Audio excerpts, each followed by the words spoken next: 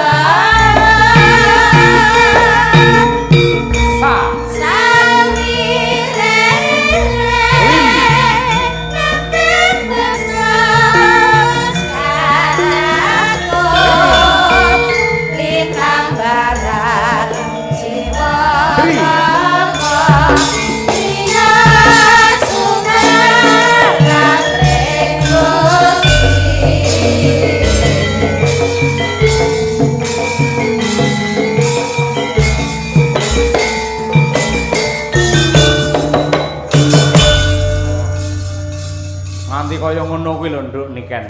Pak mulih gemati karo sampeyan nganti tak gaweke tembang Putri Ndaha iki khusus spesial kangge panjenengan. Alhamdulillah matur sembah nuwun, Pak. Nggih. Tur iki yen diwaca mudhun iki ya jenengmu iki. Nggih. Asmamu lah. Sandi Asma. Heeh, Dimas niken Salindri. Di kuwi Dimen Budaya Ngrembaka. Mas Sinanglir Cahyanira kaeksi. Nah. Nimas musti kaning jantung kenyokang saking doho salwireng reh nembang beksa wis kacakup lin nambaran sih kawelasan apa Pak? Lin nambaran jiwa tomo terakhir driya sumarah mring Gusti. Saiki coba pangkurna maca pateh. Ayo tembangno. Nano ngono kae. Ayo. Timen buta yang ram bakat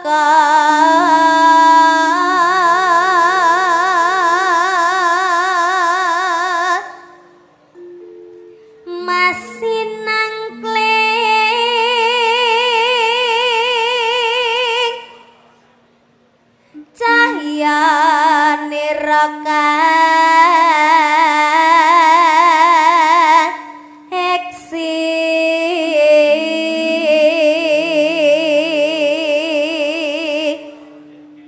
gambar apa, Pak? Apa? Iki lho, Pak, sanuke iki gambar apa iki, Pak? Sing diku aja ndeloki gambar-gambar liyane. Tulisane tok ae, gambar-gambar wong udo kok deloki ngawut ae.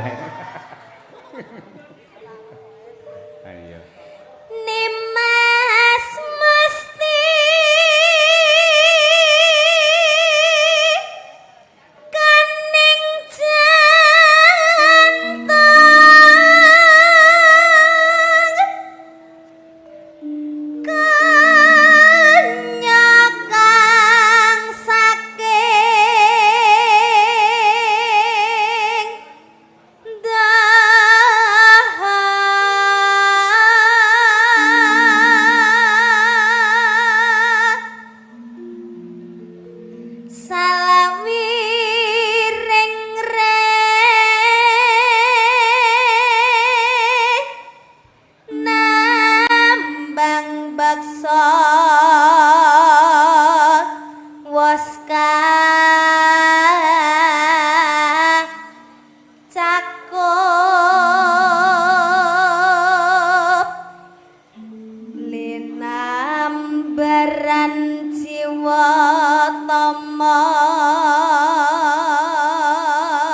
intine keri dhewe iki pandongaku kuwi.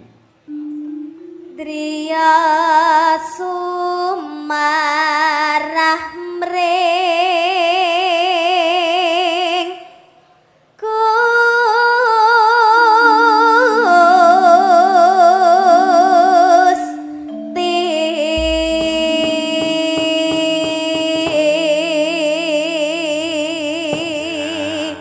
Kagem para fan berat Niken Salindri nyuwun tepuk tangan untuk Niken Salindri. Ya, kaya ngono kuwi lho, Nduk. Bapakmu le sayang karo sampean nganti kaya ngono kuwi. Niku lirike sing damel sinten, Pak? Dalem Lirike. cakepan saire. Nggih. Sing gawe bapak. Bapak. Lah lagune sing gawene mbahmu Mbah Sukron Suwanda. Kolaborasi. Lagune sing napa, Pak? Sing mau dangdute mau. Wow. Ki Mbah Sukron. Lho Oh, kaya Mbah ngono kuwi. Sukron. Nggih. Terus sing nembang Ibu. Heeh. Nggih. Minangka salam pambuka men ora ilang ngenge pelok 6 klangenane Bapak Haji Hanafi mau lak diaturake karo ibumu Nyidam Sari to. Nggih. Siji sik saurunge berkomunikasi, saurunge guyon aturna Nyidam Sari. Oh, ngaten. Nggih, Pak. Langsung langgamipun kedua dangdut Niken Salindri. Yo.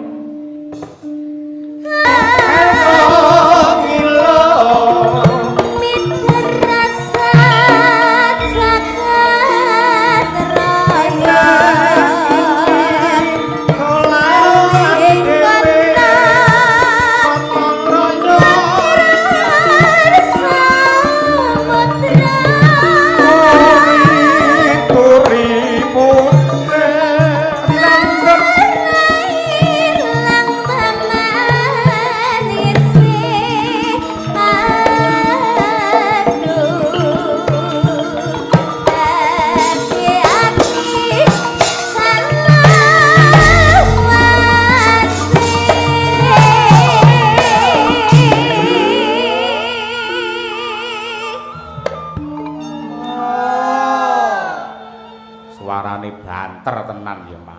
Pancen ya kuwi powere iki luar biasa. Mongko ben dina iki yen perlu sedina sok ping 3 ping 4 ngono tanggapan. Ha iya suarane sih bantas kaya arep ngumbul-ngumbulke pendopo. Ha iya tenan. Terus, Nduk, yo entekno. La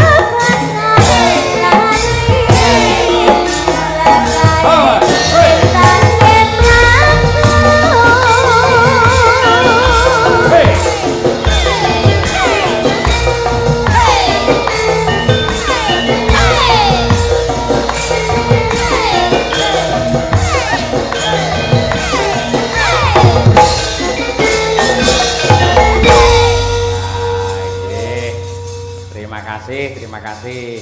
Nduk, niki Salindri. Nggih.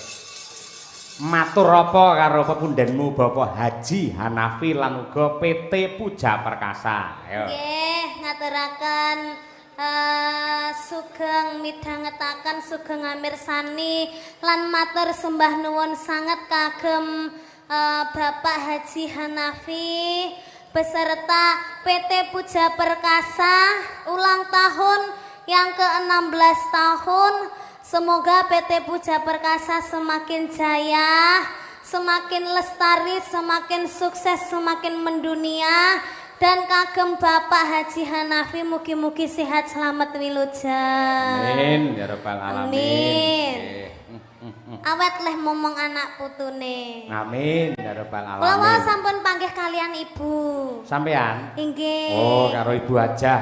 Bu Hajah. Maimunah kuwi mau. Inggih. Wah, tiange blater sekali, Pak. Halus ya biyayine. Nggih, alus saestu blater. Kula mau napa mudhun mobil mau sampun disambut dengan ramah. Oh, ngono. Dicium cipika-cipiki. Sepuntene ya, Nduk, nggone kaya ngene iki, batinku ki wong nggone wis apik, aku ki ngono. Lah Pak. iya, Orang yang punya derajatnya tinggi itu pasti akan merendah, Pak. Ya, kaya pasemone pari ki lho, Nduk. Pari ki Inggih. lek saya isi mesti saya ndingkluk. Inggih. Tur ya panjenengan iki rasa ing panembah digen-mugen anggene ngibadah marang Gusti Allah. Inggih, itu yang patut dicontoh, Pak. Lah iya, watone piyayi kuwi anggere selalu memperbaiki ibadahnya kepada Tuhan, maka oleh Tuhan hidupnya akan diperbaiki juga. Seperti dalang. Kok iso? Ya paribasane iki wayang sing apik-apik ke mesti nek cedhek dalange ya to, Pak? Bener. Wayang sing elek-elek buta kae lek adoh karo dalange. Ah, 100 pinter sampean ngono kuwi. Yen menungso gelem nyedak karo pangerane, insyaallah ditresnani dikasih karo Hyang Agung. Kosok bali yen wayang ki adoh saka dalange, menungso ora gelem nyedak karo pangerane, kuwi engko ya ora pati entuk perhatian kaya ngono kuwi. Ngono kuwi. Ya mergo saka gedhe katresnane Gusti Allah marang keluarga besar Bapak Haji Hanafi nganti panjenengane dimulyake, derajate dijunjung sak dhuwur-dhuwure. Ning kamulyane Bapak Haji Hanafi untuk pribadinya sendiri tidak, namun untuk ibadah dan juga sedekah, untuk juga kebahagiaan seluruh warga masyarakat. Buktine wayangan sing digelar pada malam hari ini dono rasa untuk sedaya para warga. Tepuk tangan untuk Bapak Hanafi. Ngono kuwi Nduk, ngono kuwi kena nggih contoh, kena nggih patuladan. Sak bisa-bisa awake dhewe ngalap berkah, nyonto nulat men iso ketularan ketrima kaya Bapak Haji. Inggih leres. Wong Bapak Hanafi niki tiange niku bloko, Pak. Maksudnya brak-bruk ngoten lho, Pak. Oh iya. Nek mapa malih kalih cah cilik-cilik niku wonge niku seneng weweh, Pak. Seneng weweh. Nggih, seneng weweh. Dadi kula niku nek jejer kalih Bapak Hanafi niku kula sungkan nek badhe nyuwun saweran, nyuwun sangu, nyuwun apa niku kula sungkan saestu nek saged ampun nyuwun tenggene Bapak Hanafi. Terus? Mungkin lek diparingi dhewe, Pak. Wah iya. Inggih. Dadi Oh, aja iya. nyuwun, Pak.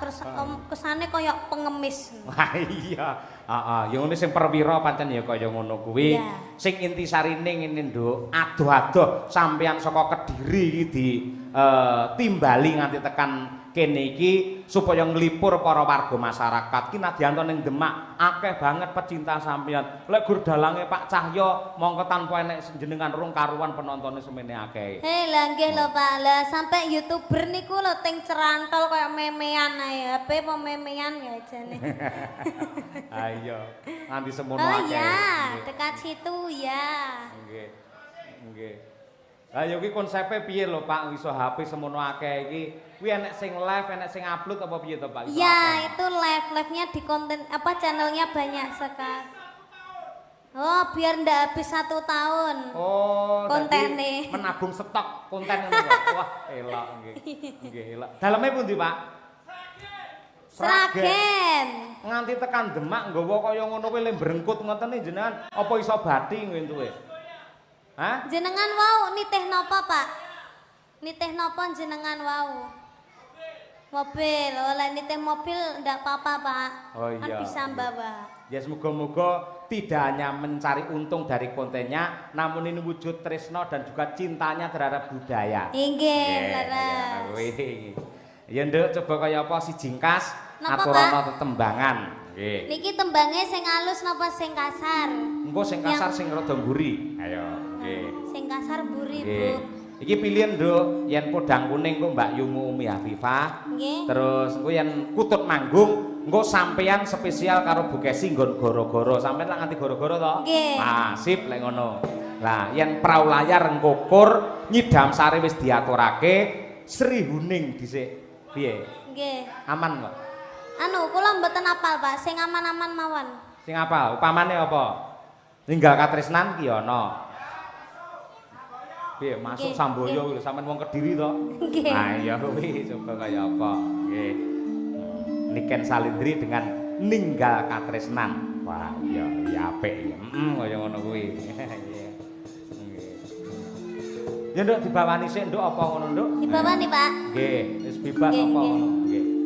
Nah, men ora langsungan. Ya. Ugi kula aturaken dumateng para gadang-gadang ingkang kepareng monitor lumantar streaming Kuntadi Channel. Para tim biru lan ugi para-para ingkang sedaya mirsani subscriber Kuntadi Channel. Alhamdulillah kehadiran Niken Salindri penonton serentak mencapai 70.000 penonton pasang mata. Wah iya, terima kasih. Nggih. Nggih, golek ana Nduk apa ngono bawane coba. Apa ya, Pak? Bawane, Pak. Pun bebas. Pangkurinasa kaya kena utawa apa Nduk ngono. Iya, iya, Pak. Nggih. Rinasa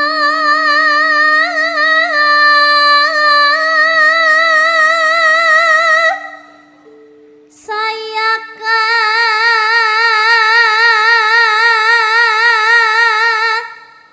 rasa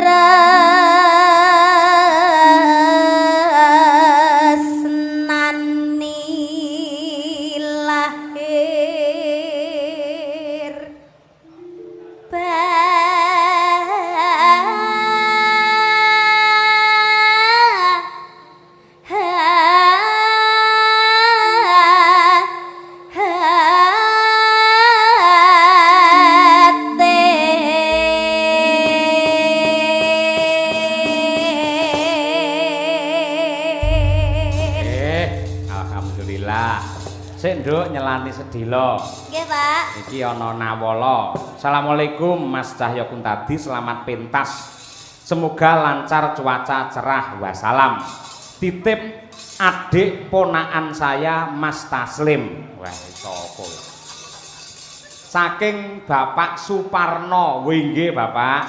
Aman terkendali. Nggih. Mas Taslim teng mriki nggih dereng gondrong-gondrong, Pak. Lah iya. Ugi saking ibu kula Pati, Ibu Kastiah. Oh iya, sugeng laras Bu Kastiah. Menika dipun tembangaken kalian Genduk Niken Salindri. Wah iya. Nyimak Pak Dalang, salam kagem caksi lover sedaya kemawon ing Laladan Demak. Nggih. Iya akeh yo ana Mbak Kiki barang adoh saka Pati. Saking Pak Waris Sugiono. Wah iya. Ugi saking kula Larso Madangkara. Payaya kula hadir. Oh Larso ora. Kon sekolah malah mulih ora ya. Angel tenan. Yo Nduk diaturake ninggal katresnan. Sing sepisanan ya kuwi dangdut, kedua jaranan. Wah iya. Yo Mas Noval kolaborasi. Dados. Yuk. Oh,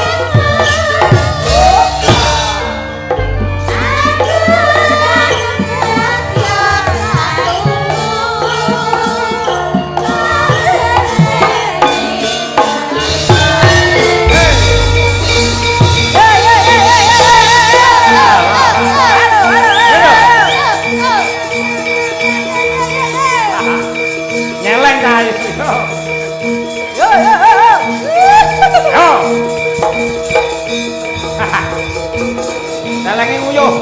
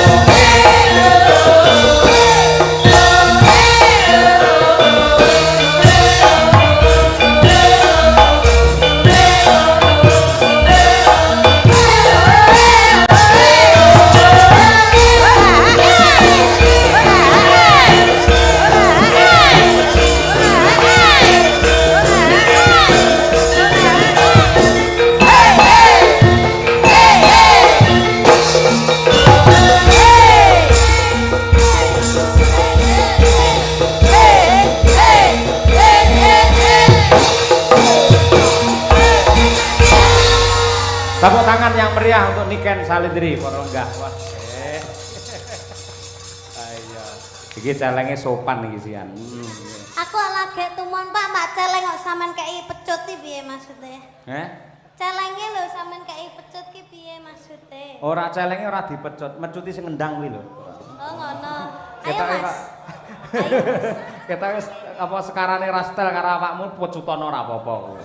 Gak kae wis setel lho karo aku. Wis setel ya. Wah, iya.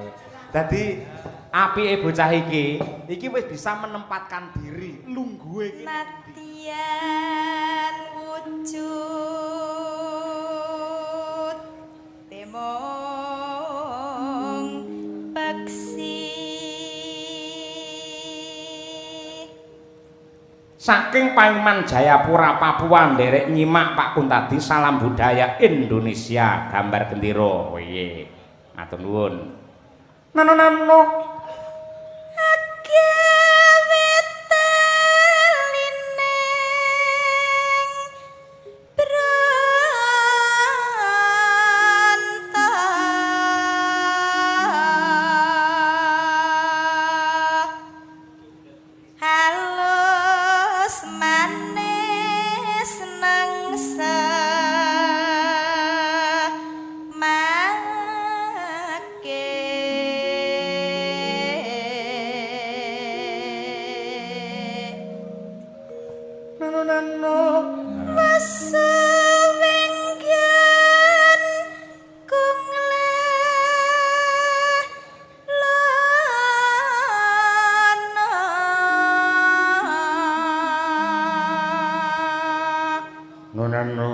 golek isi bodang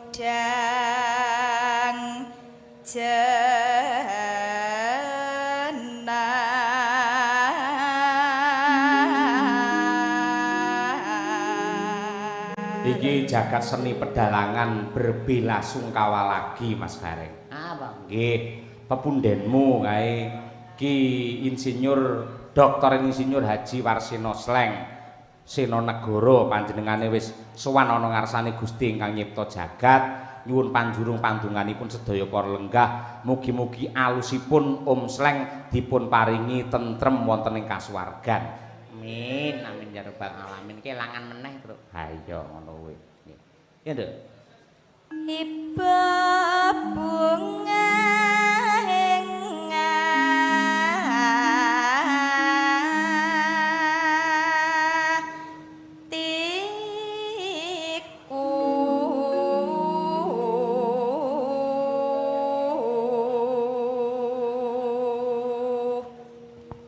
nyanding bisa dadi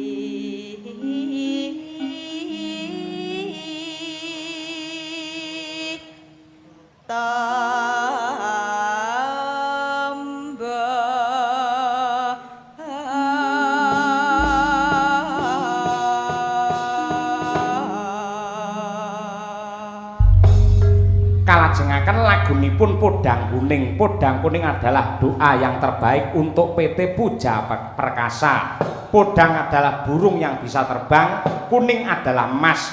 Semoga Puja Perkasa terbang tinggi ke zaman keemasan. Amin, amin ya rabbal alamin. Wah ya, ya Nduk, tarik Podang Kuning dados. Esok awan ning Oh. omah wis ora krasa goyang aku lek sing tak sayang abang mubeng midarakanku galai ora krasa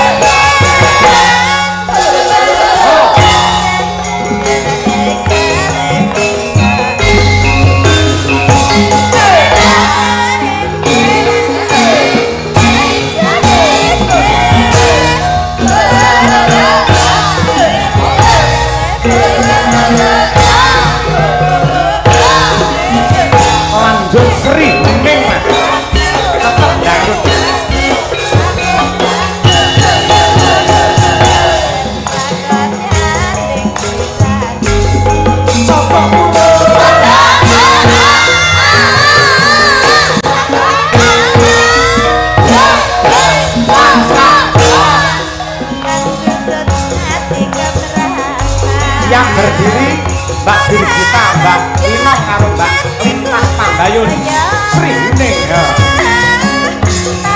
Yo, coba.